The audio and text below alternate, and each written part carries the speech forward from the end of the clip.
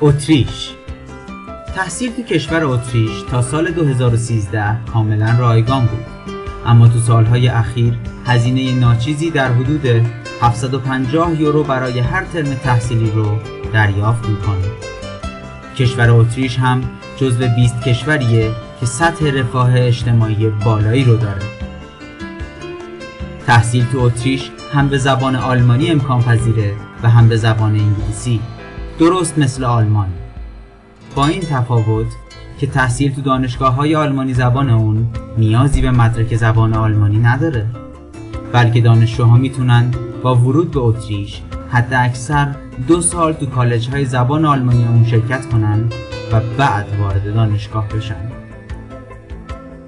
اما دانشگاه‌های انگلیسی زبان مدرک زبان انگلیسی رو نیاز دارن. دانشگاه تکنیک وین، دانشگاه گراتس و دانشگاه سالزبورگ جزو مطرح‌ترین و برترین دانشگاه‌های اتریش به شمار میان.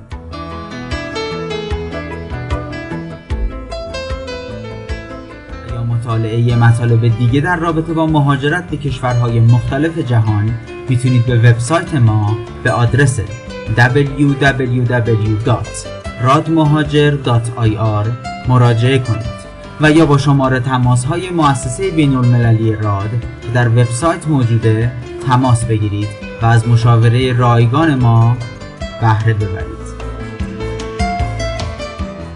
از توجه شما متشکریم.